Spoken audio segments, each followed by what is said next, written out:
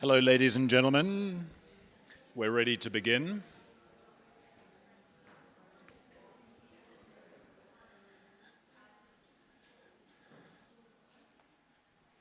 Welcome to the Seven Foundation for this panel, the final panel of our busy week on documenting environmental crises, repression, resistance, solutions. The purpose of the panel is to discuss dissent and resistance in response to current climate crises and the increasingly violent repression of climate activists globally. We'll consider how visual reporting must do more than chart the problem and instead look towards solutions-focused approaches to engender real change. My name's David Campbell. I'm with the Seven Foundation, and I'll be introducing and moderating the panel this evening. Let me introduce the speakers. On my left is Mathieu Asselin, social activist and artist. Mathieu began his career working on film productions in Venezuela before shaping his photography practice in the US. He's a lecturer at the Royal Academy of Fine Art in Ghent and co-founder of Double Dummy, a platform for critical reflections on documentary photography. And in effect, we've partnered with Double Dummy for this panel, and we're very happy to have that collaboration to bring these people and this topic to you. To the left of Mathieu is Sébastien Mabile. He is founding partner of the Seattle Avocat law firm and vice president of the French Committee of the International Union for the Conservation of Nature. To the left of Sébastien is Jacqueline. She's been devoted to natural history filmmaking for over 20 years and has directed and produced many award-winning films and series for television and cinema. And Nature Through Her Eyes, which she runs, is part of the Seven Foundation. And last but definitely not least, Guerchom Ndebo, a Congolese photographer and a member of Seven Community, and as you'll find out, he's extremely passionate about images and using his camera to stimulate reflection on contemporary issues, including the environment. So our speakers have some presentations, about 15 minutes or so each, and then we'll be very keen to bring the audience in for Q&A at the end of that. Mathieu. Good afternoon, everybody. Thanks for being here. So my name is Mathieu Asselin. I'm a documentary photography.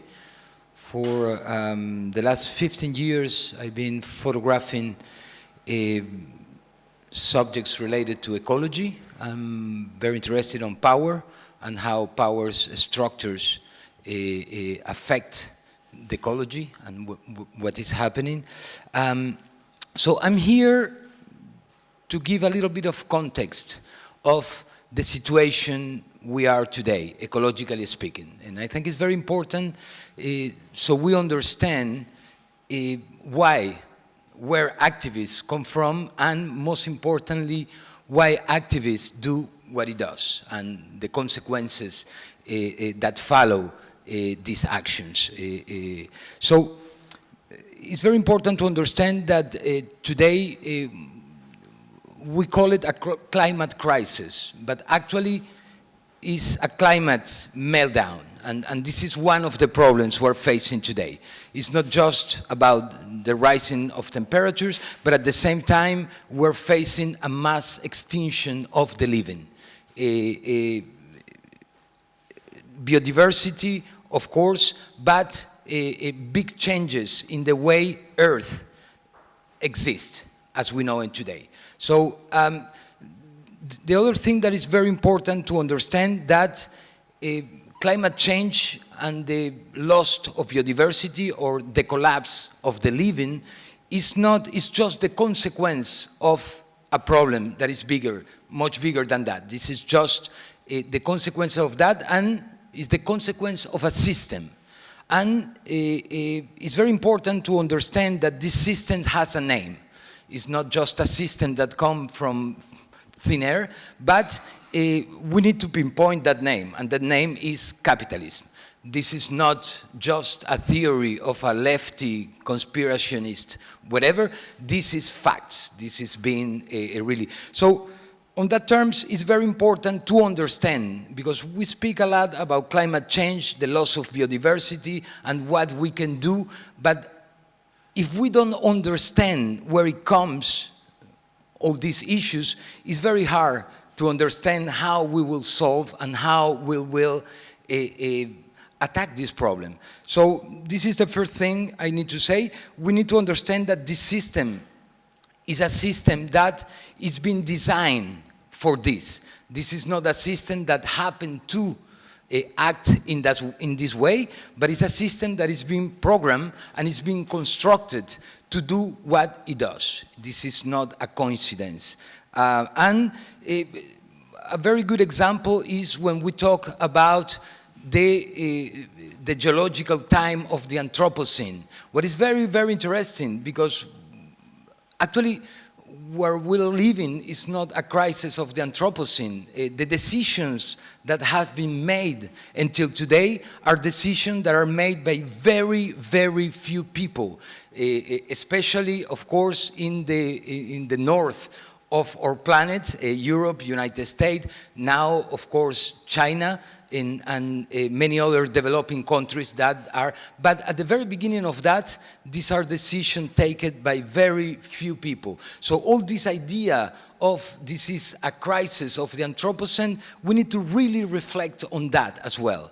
The Anthropocene, yes, we all have certain, is our fault in certain way or not, but this is a very easy solution to point out. I think, again, as I say, that we need to understand that these are decisions that are made by very few powerful, mostly men, mostly white, living in Europe, United States, etc., etc. Can we go to the first slide, please? There we go. So, to understand what is happening, we need to see the crisis and where the crisis is happening. It's happening, of course, in the planet. But what gave us a very good idea of the meltdown and the collapse we're suffering is the limits that the planet has. And the planet has many limits, many. They have scientists, can we pass to the next slide, talk about 9 limits that cannot be surpassed. And next slide, yeah, there you go. And here we can see a graphic of how these planet's limits are being surpassed year after year. We say that we have 9 boundaries that cannot be surpassed. Today, we surpassed 6 of them, and we're reaching the 6th, the 7th. So you imagine, all these boundaries are what make life possible on Earth. It's not about, yes, if we pass something, we can put the air conditioning, or we can go north, or no. If we surpass all these boundaries, the planet will be, it will be impossible to live on. And again, we are today surpassing the 7th limit of this planet. So that gives you an idea of the urgency. And it's very interesting because a week ago, we had this very strong heat waves in Arles. And a lot of people talk about, yes, sure, we just need to get inside, or this is something that will pass at night, we will be okay, etc., etc. But what is very interesting, you know, it's always this idea that we will get used to this. And that we have, for example, the thing I hear a lot is that, yes, but there is people living in Morocco, in the Cairo, in, very hot cities. And it's very interesting because what we don't understand, or what is hard to understand, is that, yes, of course, the systems in those places are used to that, even if they're getting hotter and hotter. But here, all the ecosystems and everything that make lives viable in this area are not used to these extreme heats. They're talking about that in less than 25 years, we will have in this area, for example, 50 tropical nights, meaning that we will have very high temperatures during the day, but these temperatures at night won't be able to go down, what has big consequences on humans and, of course, the ecosystem. Can we pass the next slide? So this is some articles I have found. So we have two problems, and for now, these two problems, they start touching each other. We talk a lot about climate change, and of course, the ice caps, temperatures rising, water rising, but also there is another collapse taking place that we talk very little about. That, in French, we call it l'effondrement du vivant, meaning the completely meltdown of the living. Everything that lives, from trees, from insects, invertebrates, etc., etc. There is some examples. All these are the best sources I can find. I spend a lot of time. My work is very much research-based, so I try to be very factual in the things I find. So, for example, the insect populations in Europe, that is completely collapsing in limits never seen. The interesting thing is that we talk a lot, but yes, that has always happened. Populations decline, new populations come. The problem is not only the decline, but the speed in this decline is happening. In a geological timeline, this is never seen before in history. Of course, we have a meteorite that crashed into Earth. The extinction is quite fast. But besides that, we have never seen these rates of extinction in the planet. And what is very interesting is that scientists are saying this is two things that for the moment, and of course, sometimes they touch each other, but for the moment one has to do with the artificialization of nature, how we expand as humans. The other one is about temperatures climbing, is related also of how we expand. But one, for the moment, is not the direct consequence of the other one. For example, the completely meltdown and chaos in the insect population is related to, in big part, to pesticides. Of course, pesticides, the way they are produced, is connected to climate change. But this is two things that are very important to talk about it, especially the collapse of the living. Can you please... Some statistics about the insects. I think it's important to really see where we are today. Next slide. Birds. And this has been in the last 50 years. In geological time, 50 years is absolutely nothing. And all the dates, we always talk about the projection in 2050, in 2100, we, as humans, of course, we see this timeline like something quite far away, but actually is very soon. And it's something very important also that all the projections that scientists are giving today, and they gave before, actually are very optimistic data, in the sense that it's been proved many times that the situation is worse than what they calculated. So, and doesn't happen the other way around, maybe in very specific cases. But the majority of these projections actually are being very optimistic.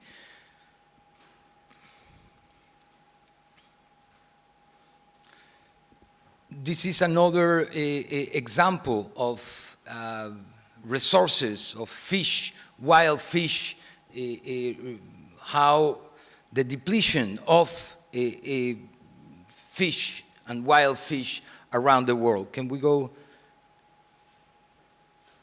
So we see that actually all the levels that sustain life on Earth are dropping at very, very high speed.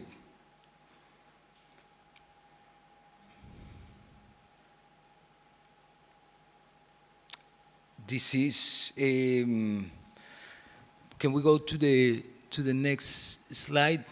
So this is the projection for 2050 of the size of nature, untouched nature, as we see it. Again, scientists, they don't take risk in the sense that they don't say, they're very, I don't know how we say in English, but they always go conservative, cautious in what they say. And of course, it's not that they will say something less than what they project, but they're very cautious. And what is interesting is that all these projections are pretty much over what was projected. Water scarcity, of course, a big topic here in this region where we live. In France, is quite scary actually. And for a country, we need to understand that France is one of the biggest producers of agricultural countries in Europe. And the consequences of water scarcity is quite big in the economy, in the way of living, and also, of course, for food security. And now we'll talk a little bit about extraction. And I think it's very interesting. Extraction is a quite interesting subject today because, and very specifically when we talk about renewable energy. And how all the optimism of getting out of this mess relies in big part on these renewable energies. Of course, getting rid of fossil fuels, oil, coal, gas, natural gas, etc., and going towards this kind of renewable energies, wind, sun, etc.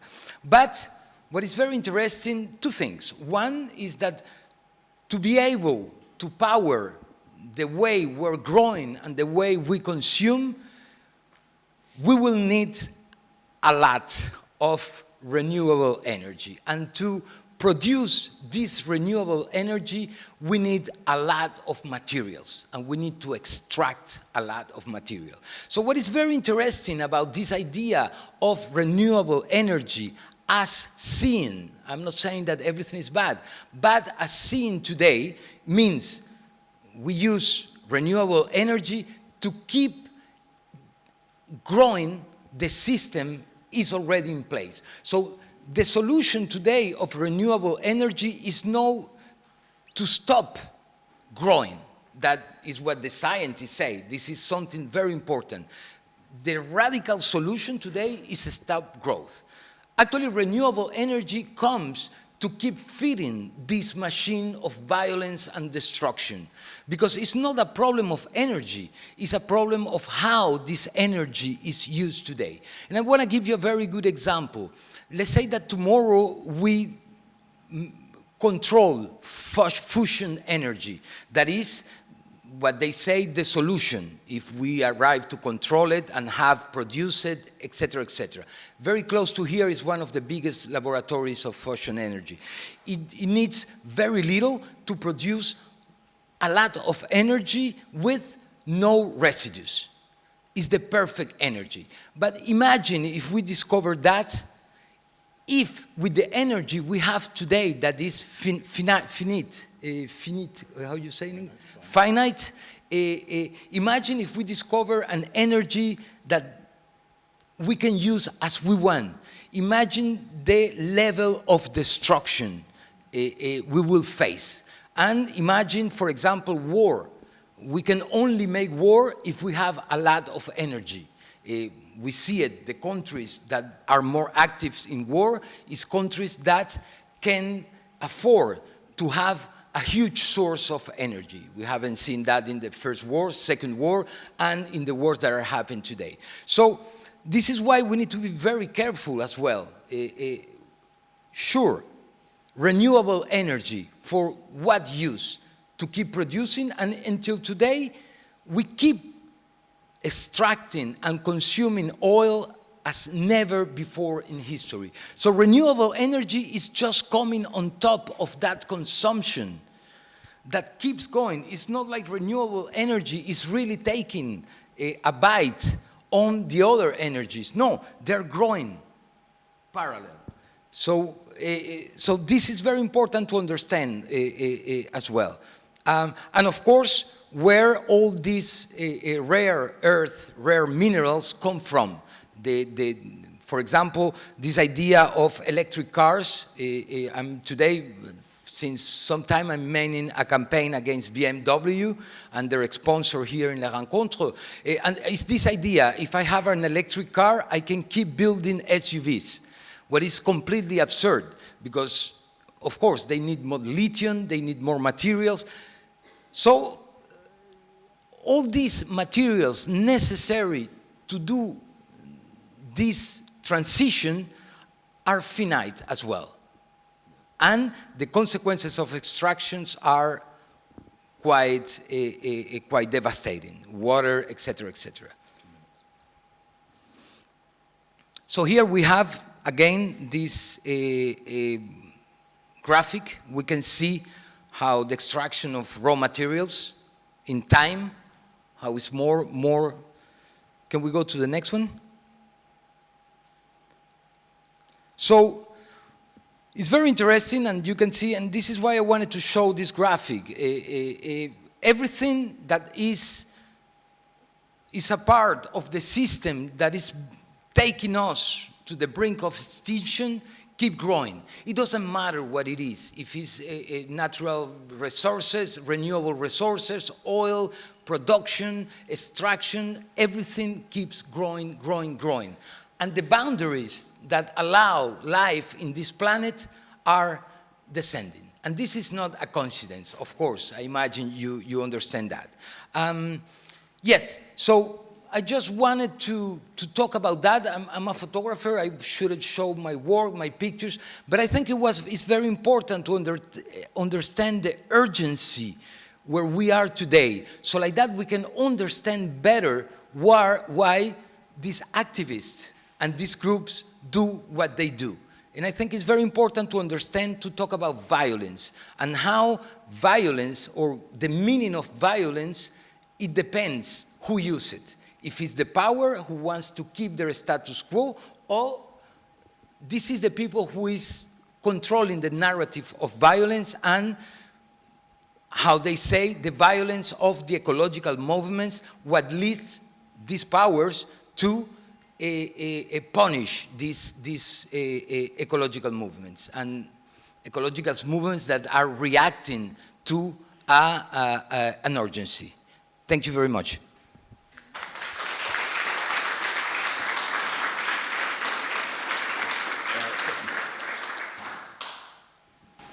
Thank you, Mathieu. That's fantastic. I mean, one of the things I've always admired about your work is the way it's based on research and establishing a context, and I think that's just so essential. What you've done there is to give us the context for that. Do we have microphone 3 working for Sébastien?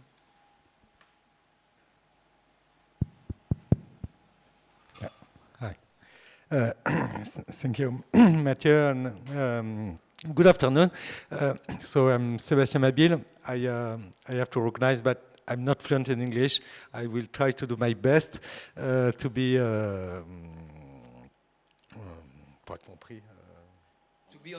to be understood, thank you.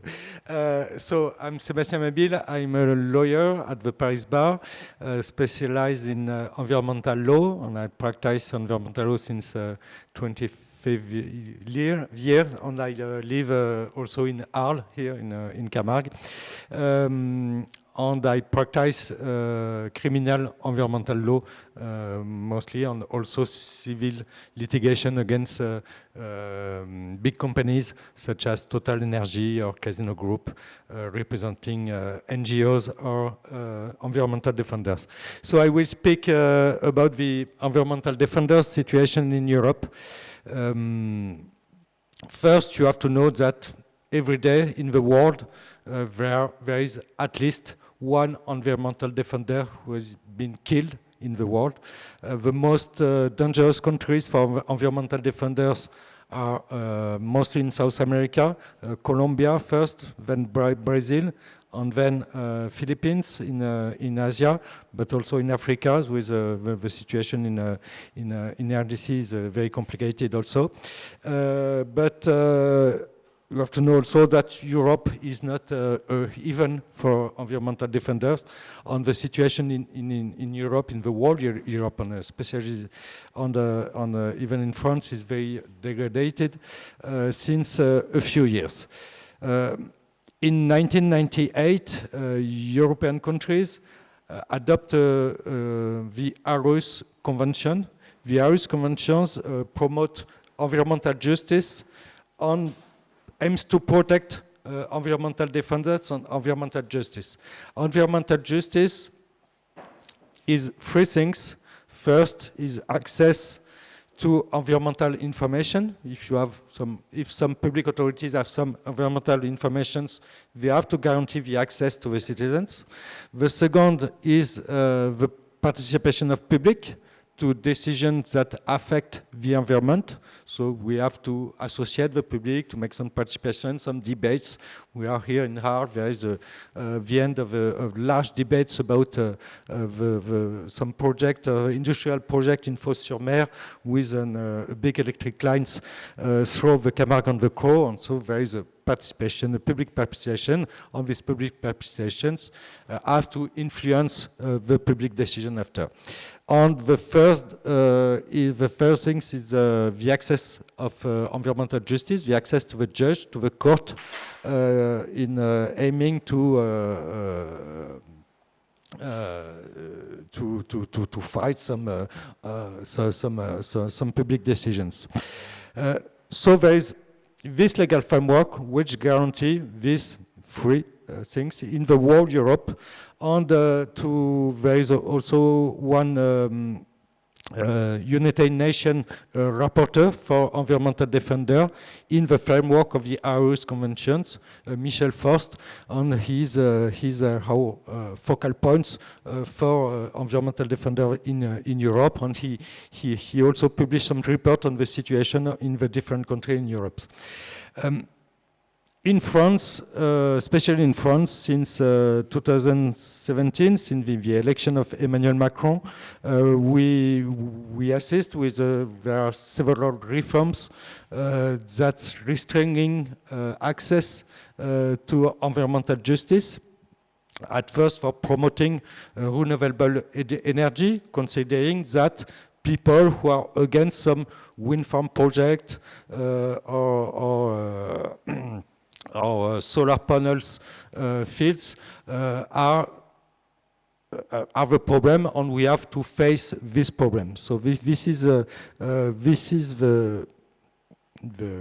positions of the several governments in 2019-7, and then when we do not have any more legal means of contestation of a project, you have only radicalism to fight this project. And we have assisted recently, in a few weeks ago, in France there is a project of a new highway in Tarn, near Toulouse, the autoroute, we name autoroute A69 in France, with and the environmental defenders, the NGOs, the Association of the Citizens, won against this project because the administrative court of Toulouse said that the legal authorization was illegal, and on this project did not have any more authorizations, and so the works were stopped. So it was a huge victory for environmental defenders, but just a few days after, some parliament representatives overtold with a law that said that this project is not illegal, this project is legal. This is the project of the law, and the representative of the states also asked the administrative court of appeal to say that the wars can be continued unless there was this judgment of the administrative tribunal in Toulouse. So this means that even when environmental defenders win by legal means, by some legal ways, they cannot win. No, it's not possible. It's not possible to be against this kind of projects.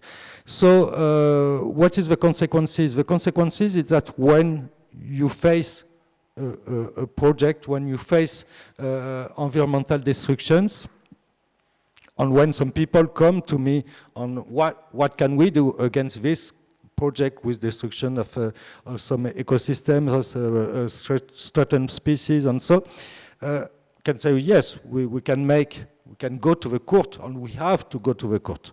But this will not be sufficient. And in the past year in France, the only project that have been stopped is not because the tribunal said that the project were illegal, because when they said it's always too late, because the works have been going. So the only way to stop a project in France is peaceful civil disobedience, the occupation of land, the creation of what we name ZAD, Zone à défendre, the defenders areas to be defended. And we have huge victory a few years ago in Notre-Dame-des-Landes with the new airport in the west of France, which were stopped not because of legal action, but because of the occupation of the land by environmental activists. And there is also a dam in a dam in the southwest of France, in Sivens. Also 10 years ago, there were some activists with occupation of the land, and one of the activists was killed by the French police 10 years ago. But the project was stopped because of this occupation. And 2 years after, the project have been said illegal by the administrative tribunal of Toulouse. But if there were not occupation on peaceful civil disobedience, this project will be ongoing. And we have in France several illegal projects, but they are terminated, so the project can be open. That's why most of European governments, since a few years, are facing peaceful civil disobedience by saying that environmental defenders are eco-terrorists, are linked to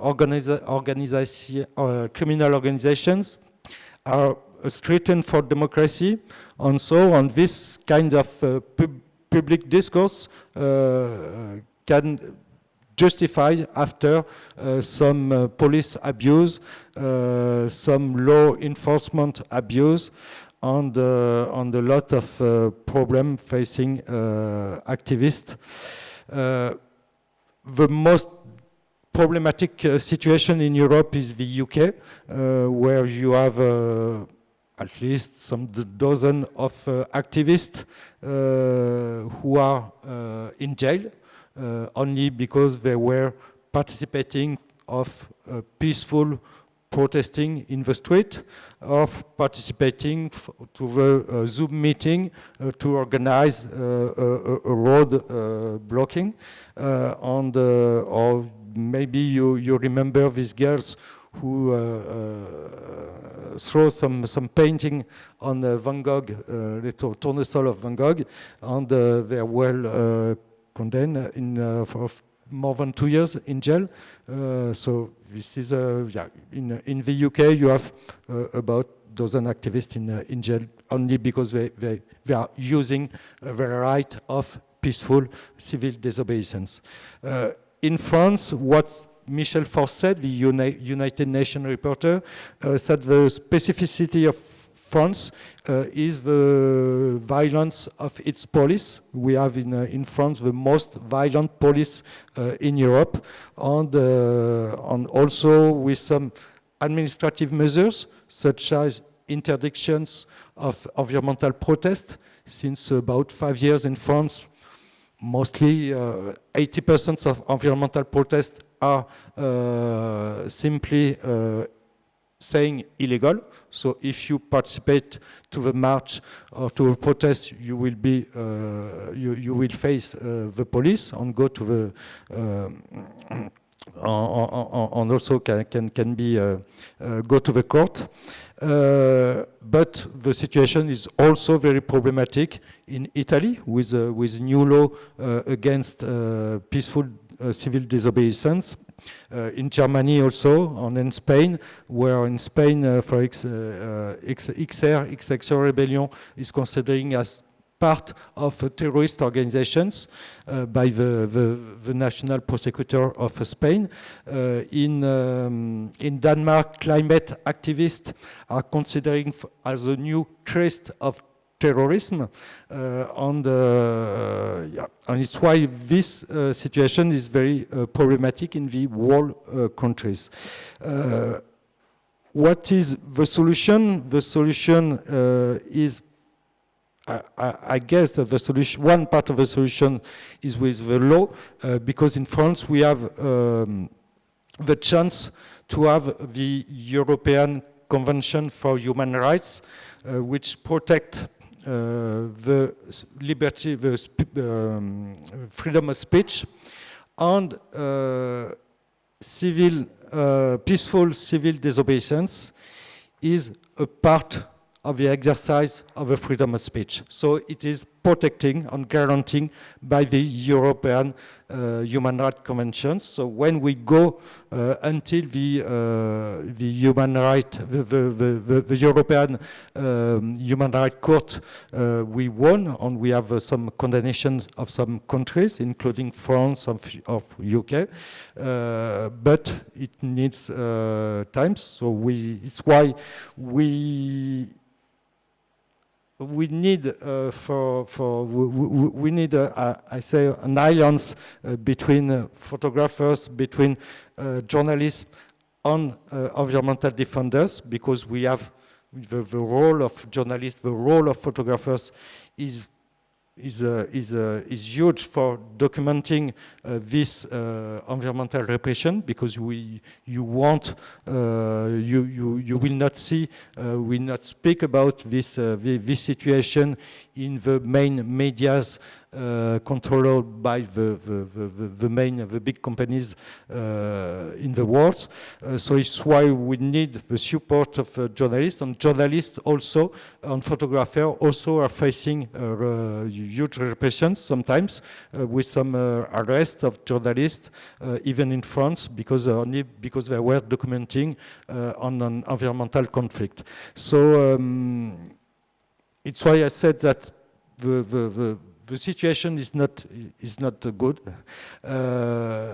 the situation is very degraded since a few years. I have been one of the lawyers in the College of Defense of the Soulèvement de la Terre. 2 years ago, maybe you remember the French government, Emmanuel Macron, the French president, decided to dissolve the Soulèvement de la Terre, which is a movement. There were a petition with more than 100,000 citizens said that were supporting the Soulèvement de la Terre. On where I was at the hearing in the Conseil d'État, in the State Council in Paris, with the representative of the government. The judge asked to the representative of the government, what do you say of this 100,000 people who support the Soulèvement de la Terre? She said, we have their name, we have their details, and they are now under the scope of a secret service. So it was very, I'd say, so yeah, it's why thank you for the Seventh Foundation to speak about this topic, and thank you for your invitation.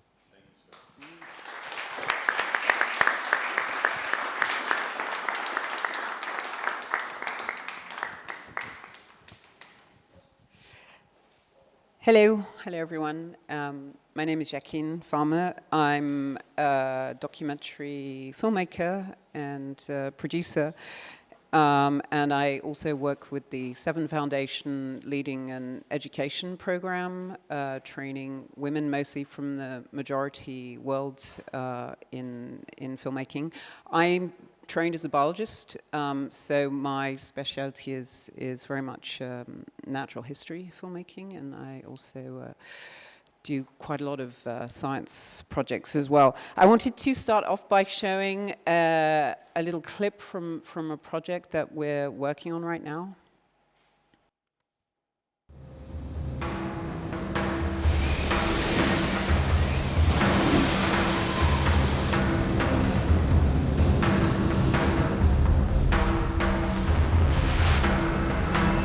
C'est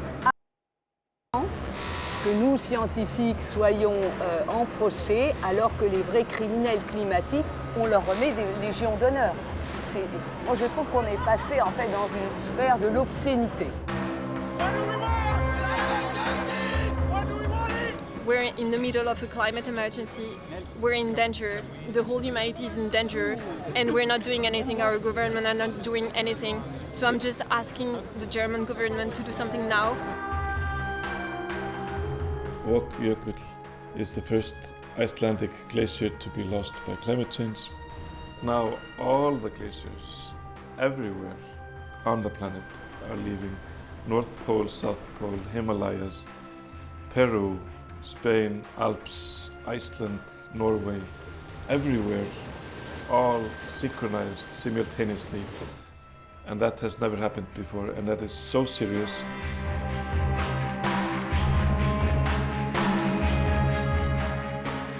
C'est des capteurs de température qui sont enfouis environ à 10 cm et ils collectent des données de température toutes les 4 heures.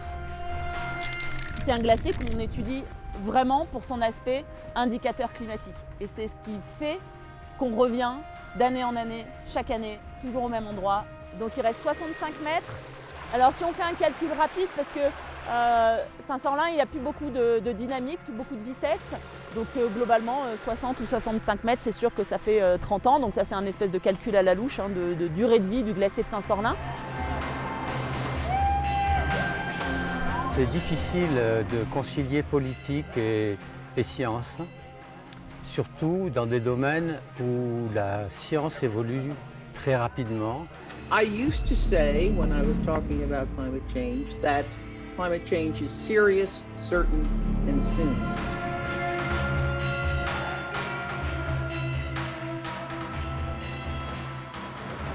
So I'm here because scientists are not being listened to. I'm willing to take a risk for this gorgeous planet. my sons. And we've been trying to warn you guys for so many decades that we're heading towards a fucking catastrophe. And we've been being ignored. The scientists in the world have been being ignored. And it's gotta stop. We're gonna lose everything. And we're not joking.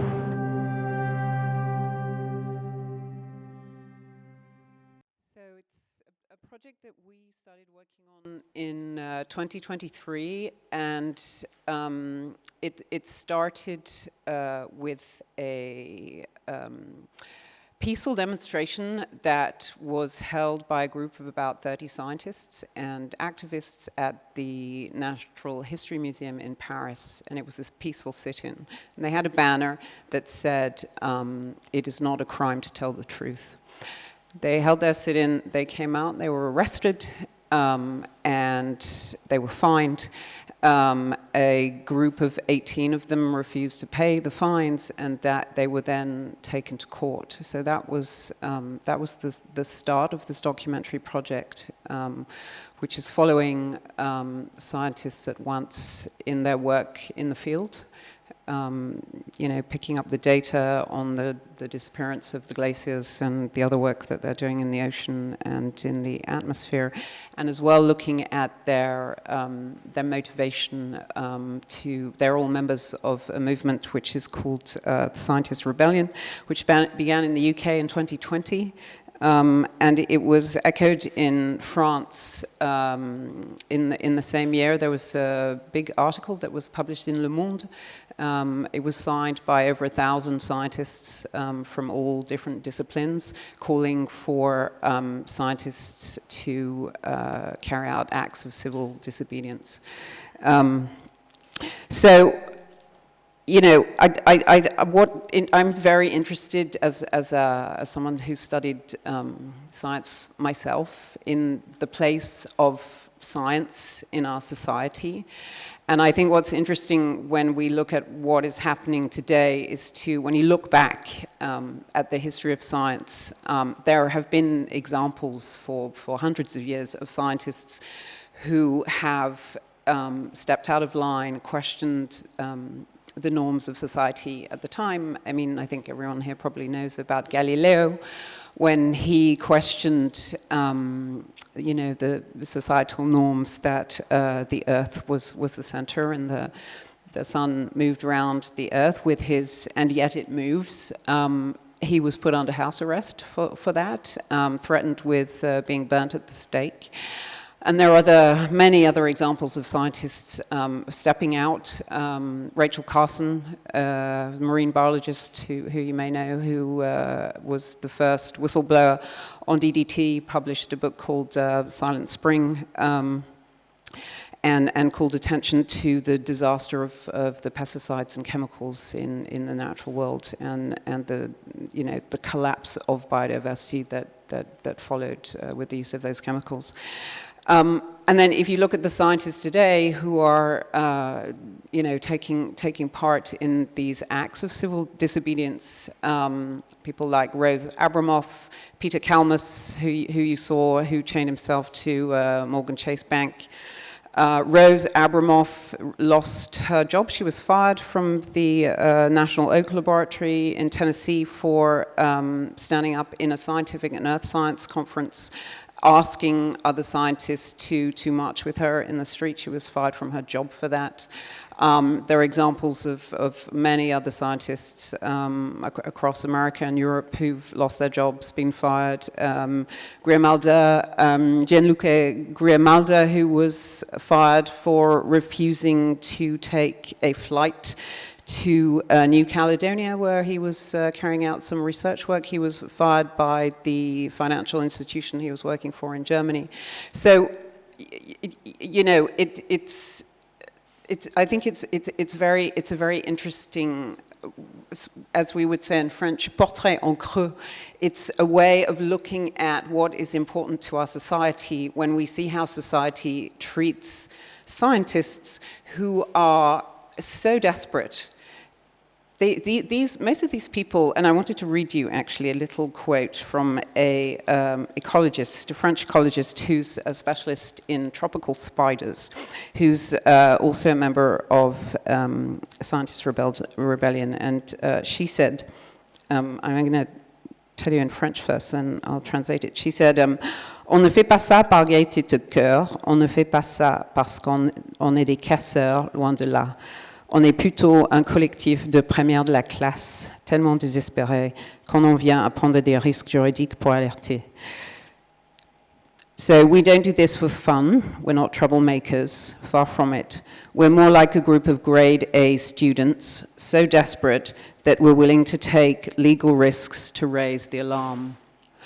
So I think what's very interesting for me when you put all of this in the context of the history of science, I mean, we are in an extraordinary emergency that I think you described very well, Sébastien, sorry, Mathieu, at the start of this discussion. But when we look at how society is treating these people, I think it gives us a very good picture of what is important to us as a society right now, and who is controlling the narrative. You know, that we are, I think we missed the sound on the beginning of the clip. The economist Ariane Lambert said that it is a disgrace today that the people that we were putting in jail are scientists. The people we should be putting in jail are being awarded the Légion d'honneur in Paris and being celebrated. So there's something very upside down in the way we're treating all those poor folk who, as Kayana said, are grade A students. You know, they're not the kind of people who get out in the street for fun.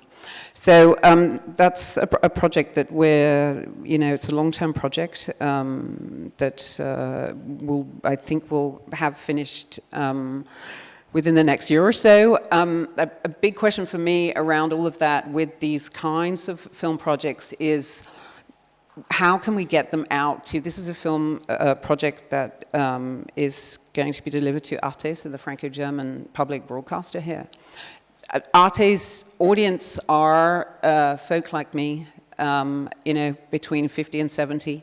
That's the public service broadcasting audience, and the problem I think that we have as storytellers is when we're looking at documenting all these kinds of problems, is how can we try to ensure that the platforms of distribution are getting out to the people that we really need to address ourselves to be informed about those situations and really how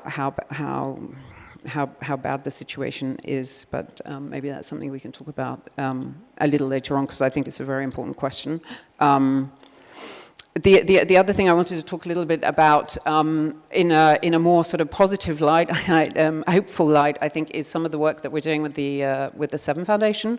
I run a program called Nature Through Our Eyes, which trains female filmmakers, mostly from the majority world, to camera and to direct. Because in natural history filmmaking and science films, women are very chronically underrepresented. Not so much in production. There are a lot of women in production, but there are very few women in the field. There are very few women behind the camera. And there's been a lot of work done in art history and a lot of work done in fiction about the importance of the female gaze. All those theoretical questions around that are very important to me when it comes to speaking about nature and conservation, because I do think that women have a different way of telling stories about nature. They frame things differently, tell different stories, and we haven't been able to see those stories pretty much up until now, because all of natural history filmmaking has been dominated by men from Europe and America. And so we've been working really hard to train women. And I think the other point that's really important in that program, which also feeds into this conversation, is that natural history filmmaking is the second biggest carbon polluter in terms of genre after fiction. And when you think about, the films that are made and the messages that are be giving to the public and to audiences, that for me is ethically unacceptable. And so part of the work that we're doing with the training and the teaching is really to try and ensure that if there is a story that can be told by a local crew, that the local crew have the kit, have the access, and have the experience to be able to go out and tell that story, which means that we are less flying huge film crews from France or America into Africa or India or the Philippines, or what we have done traditionally in the past with the natural history filmmaking industry, which has been tremendously extractive as a kind of general practice. So all of that feeds into trying to at once document what is going on in the world right now in terms of the climate and biodiversity crisis, but also try to ensure that we ourselves are contributing to it as little as we can. And I wanted to show you another clip from a Tanzanian filmmaker who we started working with in 2019. Today she is Tanzania's first female long-lens cinematographer and director, and she made a film called Kuishi na Simba, which is Swahili for living with lions, and it's a film about human-wildlife conflict, which looks at the story of two families, a human family and a pride of lions in the Serengeti National Park, and the problems that have been caused by a massive drought that happened in East Africa over the past 3 years, which was caused by climate change interrupting the El Niño circuit, and the knock-on effect of that was a very severe 3-year drought in East Africa. And what happens in the national parks when you have these terrible droughts is that the animals come out of the park for water and food, and they come into conflict with the humans living around the park, and then the animals are poisoned, shot, attacked. So I wanted to show you a little clip from Erica's film.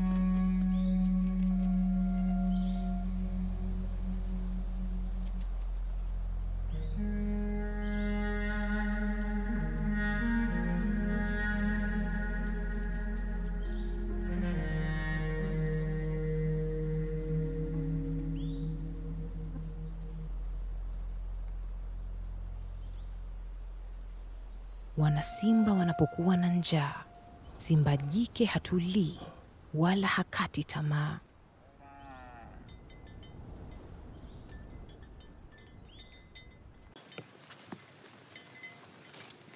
Yeah, that's it. Thank you. So that was Erica's film. It's done very well on the festival circuit recently. It was broadcast by an American streamer, and then she took it out in the field and showed it to 10,000 people on the ground in bush screenings, in schools, bringing together community stakeholders to try and bring together at once the rangers and the people from the park, but the community members who are living around the park and who have to live with these lions to try to find a way for this all to work. And the other great thing is, so not only is Erica telling her stories, but she's also now able to pick up the phone when hopefully the BBC call her and go, hey, we need to film some lions in the Serengeti, and she is there on the spot and can do that for them, which means that they don't have to send a big crew in a jumbo jet to Kilimanjaro International. So, you know, it's important for us in the work that we do with the foundation, that I do with the foundation, to at once run alongside the women that we work with to help get their stories financed, so that we can actually see them on our television and on our cinema screens. I mean, you know, certainly I had never even thought about, you know, what is the situation for the people who are living on the border of the Serengeti National Park. You know, all the films that we've seen about lions are just about the lions living in the park. You know, they're never about how do the people who actually have to kind of deal with these situations of the lions coming out and eating all their goats and their cattle and things when there's a drought and they don't have anything else to eat. How do they cope with that? So it's very important for me that in terms of conservation and our approach to natural history, that we change our approach around that for the two reasons that I said, both for the carbon budgets of our films, but also so that we can tell these different new important conservation stories, so that, you know, we can show people the biodiversity that is still there, still out there and beautiful, and that we need to protect.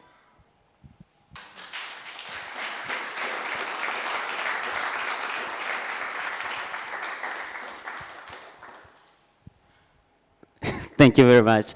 So my name is Guerchom Ndebo. I'm from Goma in Congo.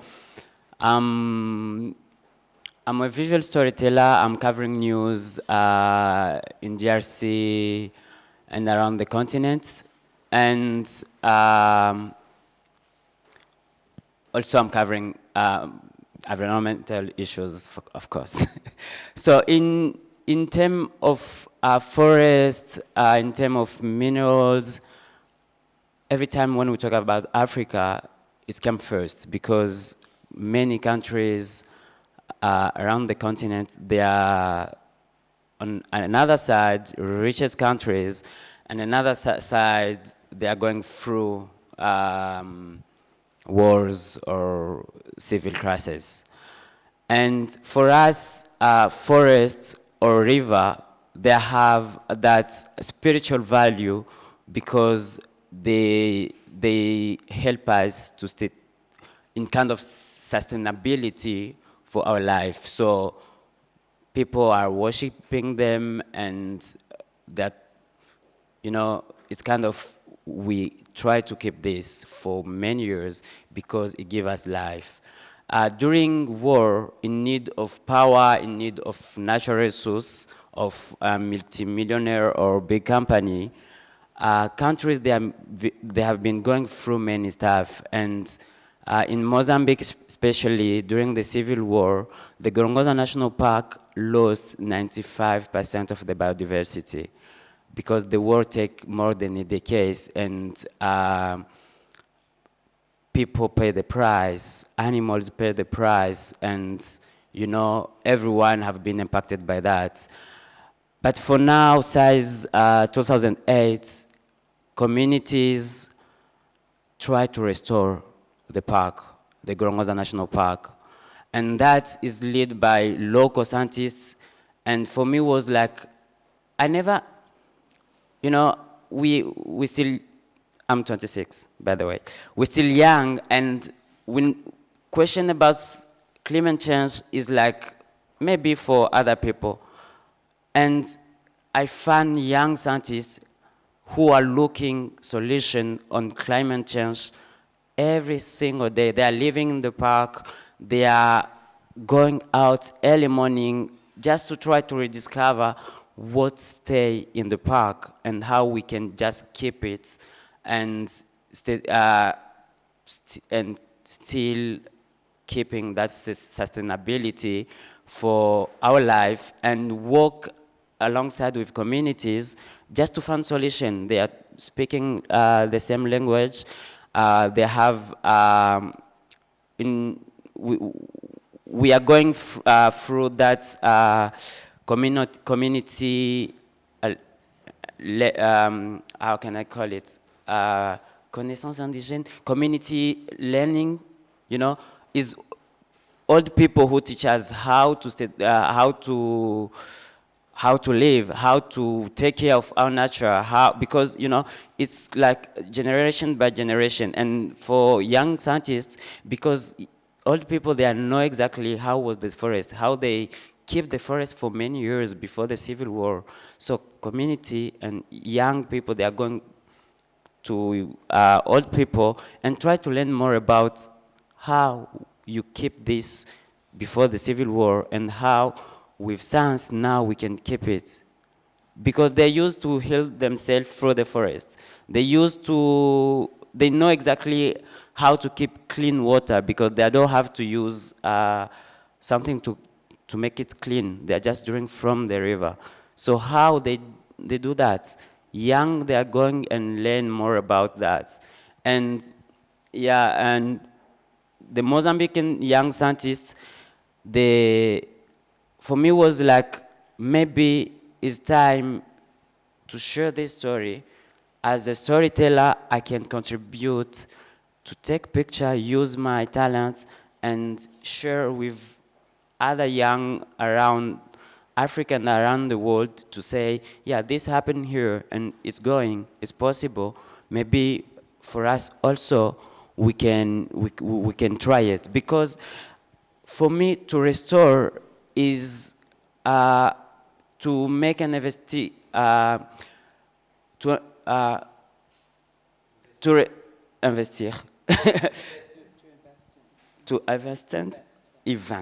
okay, that's in English. For me, restore is to invest in the resilience, is kind of find a peace, a social peace around communities, because in terms of climate change, people, they are moving here on a place, going and find new places, create new conflict, and, you know, kind of thinking that's a future ecologist, how we can all live together with the nature and stay all together in peace. And think about the future. We do have this one planet, and we have to keep it safe. We have to think about our kids, how they will live, you know, give that heritage to the new generation. So my work is come about giving this proof, visual evidence, and also in terms of we can reimagine the future. It's possible as young, it's possible as scientists, it's possible as activists to reframe the future and find new solutions on the climate change.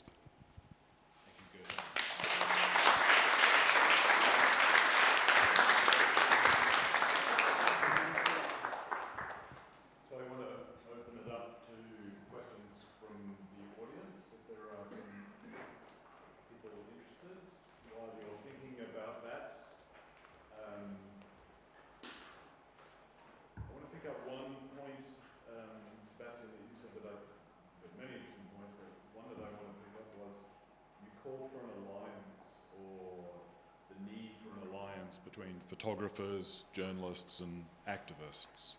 And Guerchom, I thought there you were indicating that working with the community, that was kind of a form of alliance and so on. So it's a question for all of you. Are you seeing that sort of alliance take place from time to time? If not, why not? And how would we encourage those kind of alliances to take place between photographers, journalists, activists?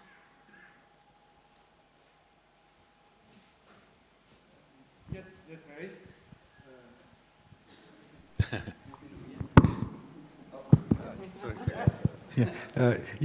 Yes, there is this alliance because there are some journalists. There is also an association of journalists for the environment in France, documenting and helping to document environmental fighting, on environmental crisis. So there is this silence, and we need it. We needed to support independent press. Also, this is fundamental, and we need to documentate both what is this environmental crisis. I guess it's not a crisis because the crisis is temporary. It's more than a crisis. It's a catastrophe. I say climate change is a catastrophe. We have to name this phenomenon. So we have to documentate it, but we have to also to documentate who are fighting, address this environmental crisis in all the ways, including civil disobedience. Guerchom, do you want to say something about kind of working with the community in those areas and the sort of maybe alliance you have with community members? You know, how do you go about working with a local community and being embedded in there, and how does that influence the stories that you're producing? I start by saying, in terms of climate crisis, the continent where I'm coming from, we are paying the big price. We make less than pollution, but we are the most who pay the price. And trying to do this kind of work, going to the community and go to that community knowledge, learn for them, it's kind of awareness. People around, they have been aware. And you know, politicians, don't really, I don't want to use it, care about what's happening when they make decisions. And for us, as we are working with community, we are now able to say, this is the voice of community. These guys, they vote for you guys, and they want this. And this is the visual evidence. So my work is kind of like, yeah, this visual evidence, I bring this voice to you guys so you can make maybe better the decision and see what's happening, how it's processing, what we are losing, what is the benefit of this. Just wanted to say an example of this kind of alliance and work between lawyers, activists, and journalists.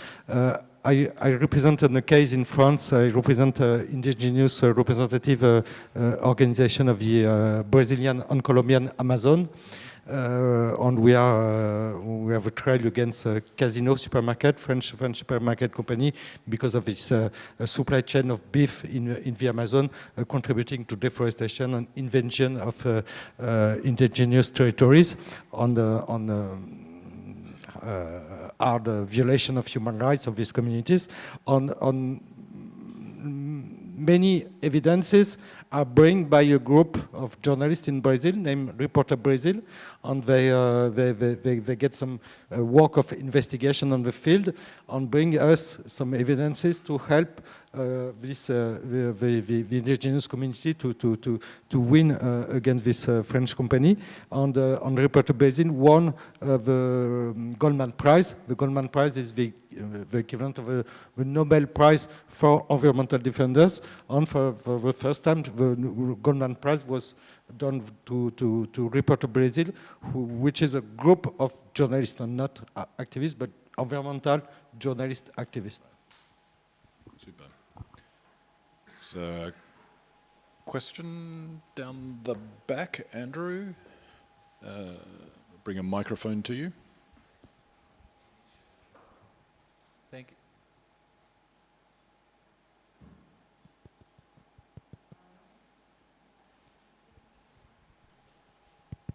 Hello. Oh, hello? Yes. Okay. Thank you so much. Thank you so much, everyone. I just had a question about whether it's through activism or through your filmmaking or photography, everything you do. How do you assess the audience right now in 2025? Who is the audience? I mean, obviously you have a friendly audience sometimes, but sometimes you probably want to influence those who are on the fence or maybe on the other side. And do you think that audience has changed? Because as we see, to your point, Matthew, about this late-stage capitalism with techno-feudalism, it seems like it's with the trillionaires, especially in the tech industry, you have a consumerism that's just off the charts now. So does that make you change the strategies and tactics you use when facing this audience that seems to be more cynical, nihilistic, and apathetic these days? Yeah, I think, I mean, one of the biggest problems, at least myself, and I think I can speak for a lot of my colleagues, is the attention span. Today we are in a war of attention span. And information, stories, visual storytelling, etc., is completely changed the way we consume it. Today, everything goes so fast, and if we don't have stories that really catch, it's quite hard to get the attention. And the problem is that the situation, ecologically speaking, I mean, we can say socially as well, is so complicated that what we're confronting is very complicated. How we talk about such a complex issue in Instagram. Is possible? Yes, no. I mean, you understand what I'm saying. So this is what I think, and I always been saying that photographers, the work I do. Let me at least speak for myself. The work I do by itself is not enough. We're preaching to the believers in a big part, especially in the world of photography where I belong, or festivals. I mean, all these people kind of know what we're doing, what we're saying. This is what I think is very important, that photography and any type of photography needs to go beyond this bubble. And I think that this is the trick, and it's not one solution for that. I think it's many different strategies that you need to put in place to be able for your work to reach as much people as possible. I think a very good example, or a couple examples with my work of Monsanto, is how this work was utilized.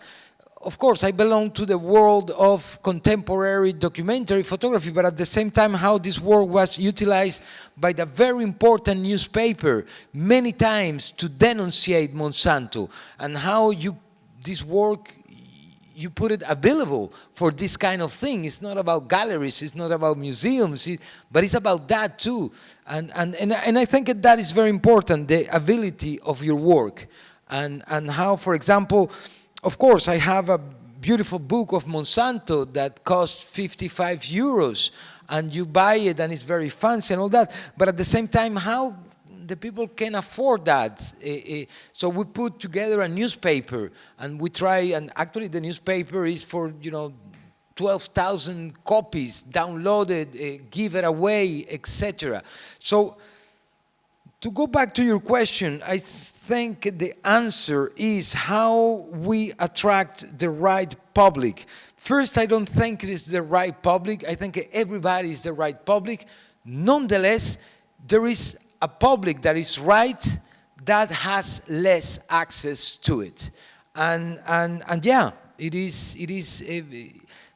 not one silver bullet to solve the problem, but it's a lot of things that come together. And to finish, just a little note, and I think when you start a project, it's very important not to wait until the end to figure it out how this project will be distributed. sure, a book is beautiful, but maybe a newspaper is better and more accessible. So these are type of things that also you need to think about it. Did you guys want to say anything? Yeah, no, I completely agree. I mean, I think particularly with all these with these stories in particular, I really think it's our job as storytellers to put our egos on one side as creators and really, really think about who is the audience that we're trying to, who are we trying to reach? Who are we trying to reach when we're making these films and taking these pictures, you know, and what are we trying to say? And what is the best way to do it? You know, as you say, is it film? Is it a newspaper? Is it, you know, handing out pamphlets in the street, you know, and really be prepared to adapt and pursue, you know, different sort of lines, different ways of doing things. And you know, certainly when I started out as a filmmaker, you know, no one was talking about impact. Nobody. You just went and made your film and that was it, you know, and then showed your film in festivals and it went on TV or went to the cinema or whatever. And now, you know, there's a lot of talk about impact campaigns around films that, you know, really need to be thought about at the conception of the film. But again, it's no good, you know, it's like, okay, an impact campaign, but what is the actual concrete result that we want on the back of that campaign? What are we actually trying to change? Who do we actually want to reach with that? And what is the behavioral change that we want to see as a result? And how can we measure that? You know, it really has to be, particularly for these films and these issues, I think very, very concrete stuff. And I just want to finish with something very important, at least for me. Also, we need to be very careful in the way we narrate and we pass this information as photographers, filmmakers, and we need to be very careful in the way we need to be very clear and very lucid where this problem comes from, and to point out really where this problem comes from.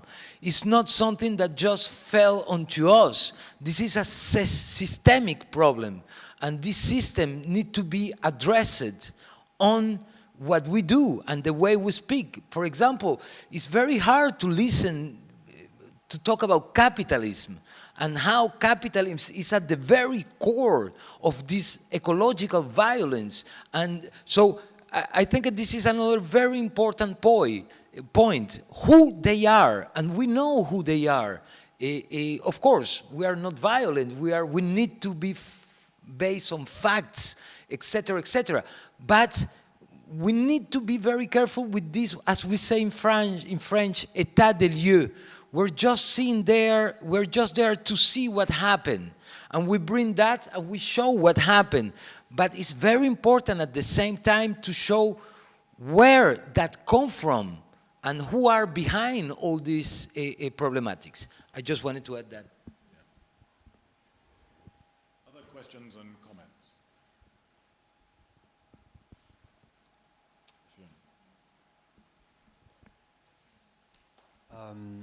Maybe a question about what you just said is how? How do you show these dynamics of power and these power structures that are occurring now, like capitalism and agents of capitalism now? I feel they're really invisible. Mm-hmm. And in terms of image creation and documentary photography, it seems very hard to display it. Do you have tips and tricks, maybe? Yeah, I mean the same problem you are talking about, and the problematics of representation of such an invisible forces. How we talk, how we photograph a lobby, how we photograph power structures, and the problem is that also the systemic problems are very boring to photograph. I mean, we're talking about the headquarters of Shell in Amsterdam. I mean, you know, it's not as beautiful and powerful visually as, of course, the bear on top of the ice. But I think that the Shell tells more about the problematic we're facing today than the bear. The bear is just a consequence. And this is where I think that art and the tools that the artistic expression offer are key to solve this problem, not to be used as aesthetic filters. So how aesthetics will help us to solve these kind of problems. And again, I don't think photography alone is very complicated with photography alone to solve these narrative problems. So you need many things. You need design, you need writing, you need archivals, you need your own photography, of course. So I think, and to finish, I think one of maybe the solution is that multi-layering. And of course, I think we photographers need to understand also that this is not about our own pictures. It's about whatever we find that tells the story, or pictures or not. So be a little bit more open in the way we construct those narrations. I think that is quite important.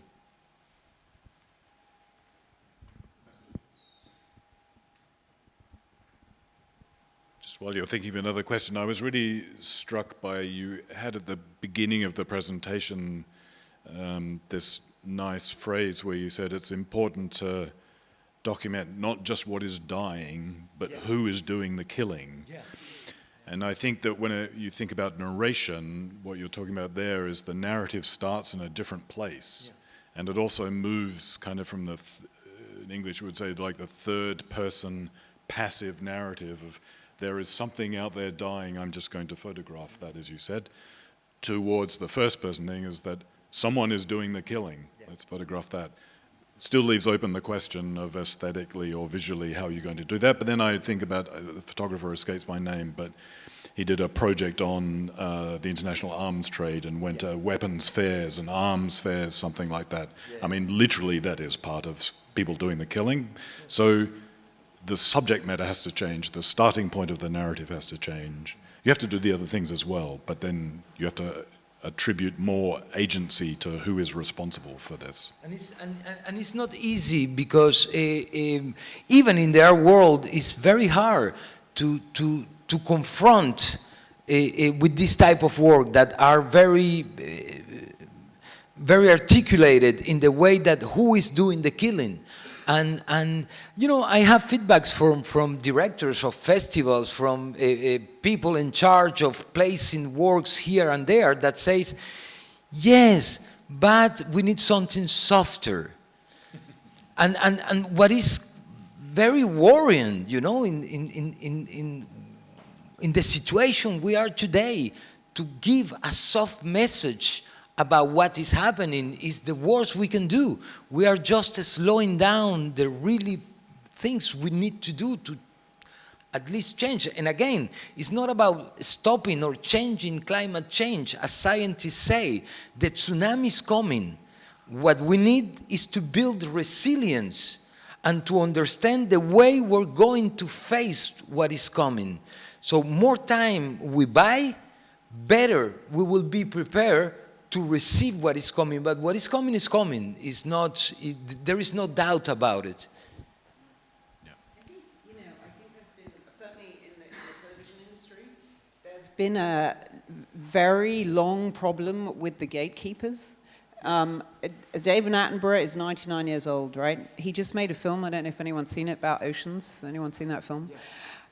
He's 99. David Attenborough has known about all that stuff for at least 50 years, right? He had the money, the power, the access, the opportunity to make all kinds of films about all the environmental problems that he knew a lot about, and it never happened. And when I was starting out as a young filmmaker, the broadcasters would always come back to us and say, no, we don't want to broadcast films about the environment because people don't watch them and they're boring.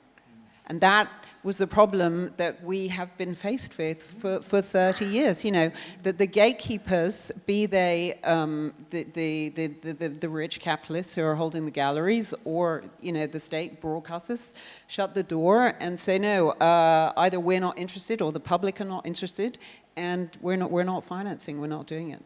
I think it's very important to understand that we don't need hope today. What we need is lucidity. A hope is bringing us to this constant, something will change and we will be okay, and okay, perfect, let's not be, but the situation is so bad, ecologically, environmentally speaking, that we need lucidity before everything, and we cannot keep the real information. Many people say, yes, but the young people get anxious and they have the right to understand what is happening. And of course, we need to be with them to try to help them in this, how to navigate this information. But yeah, lucidity, this is something very important. Thank you.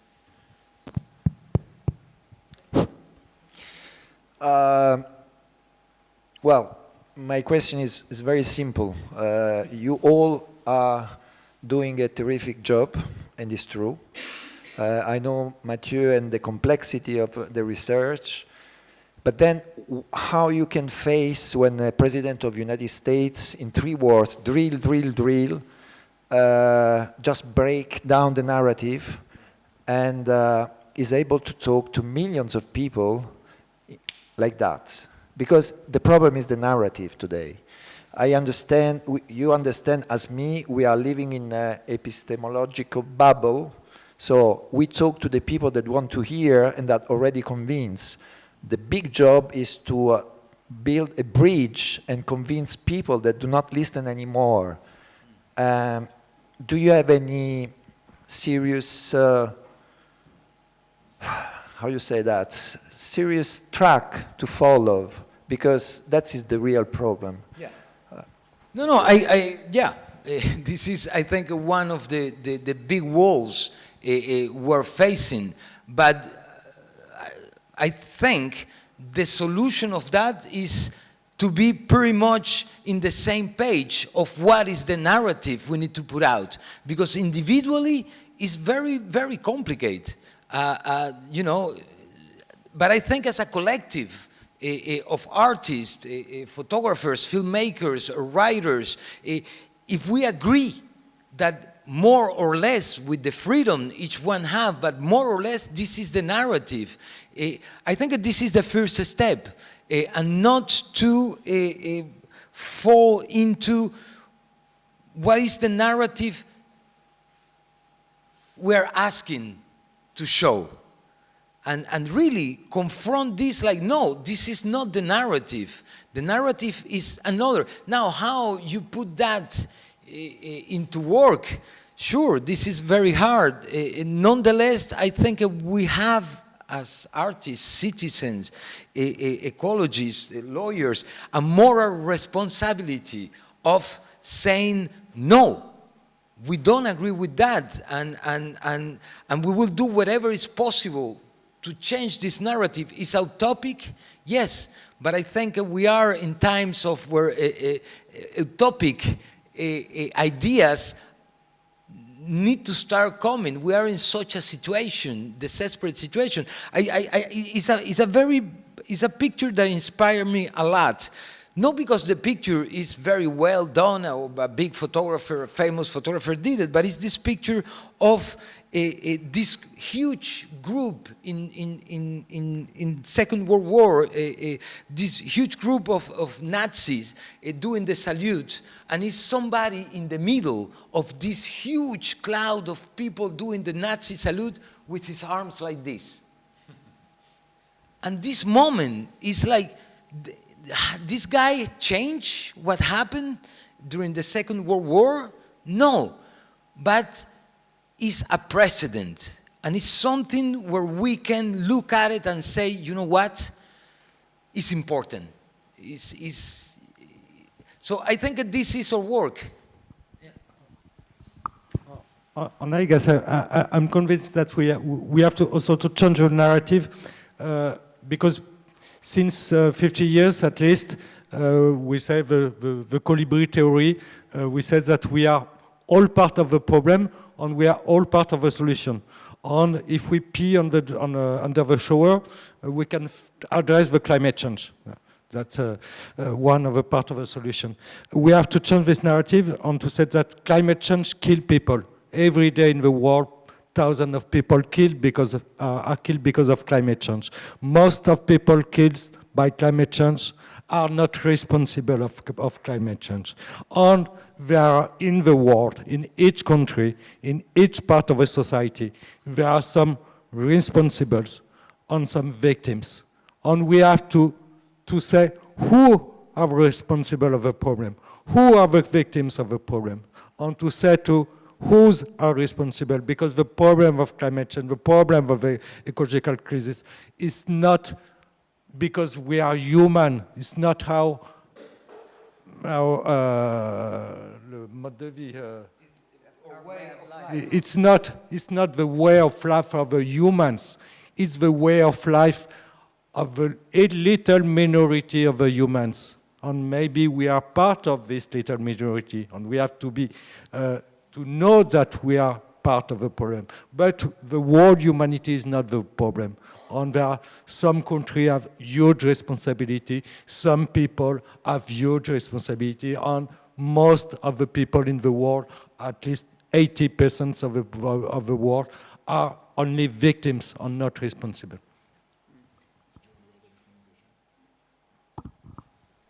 I could say also, the thing is, we also try to contribute on that part where we start with one person, someone you talk, he can see your picture and think about it and share that to someone else, and that can go into the wide spider where scientists, activists, documentary film and photographer can build that big narrative so people can be more aware of this happening. And yeah, because, you know, I can see a picture, I can read the text, I can see a film, so everyone find themselves in the between, in the way he want to see the thing. Last week I was in Italy seeing an exhibition, and one artist say, when we start thinking art can change the world, we change our way also to see the art. I think that's the point also. Question? Yep. Here?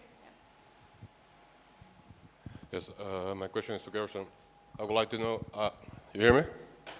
Yes, I would basically like to know what is done in terms of storytelling in the continent, in terms of preparing people to tell stories beyond the lion, the elephant, etc. We are talking about climate change, all the elements about nature, etc.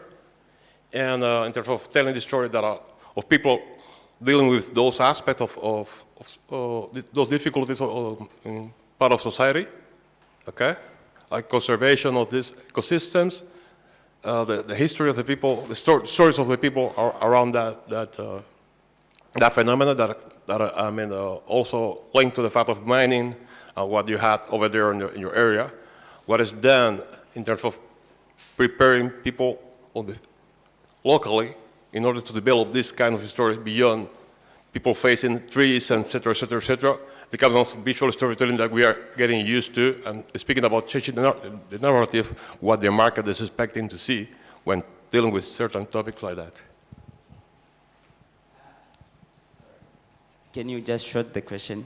Was deeper English. Can you just, I didn't get it. Yeah, sorry, was... Okay, tell about what is done in your area in terms of preparing people to tell stories. Okay, I think we just try also. There are many stories about communities, about what's happening, and we are less local to tell stories. So there are many initiatives around the continent to bring more people to come and try to tell stories. As in my personal initiative, we just try also to bring also other young people to go around and tell stories. There are also other initiatives like new and the program with young filmmakers, just to, as I said, make a big spider and get story for everywhere, so people can see what's happening in each corner and all efforts people are bringing in. Thanks, Guerchom. I think that's where we need to end time-wise. I want to thank you and the audience for coming and participating. We really appreciate that. And would you please join in thanking every one of the speakers for their excellent contributions.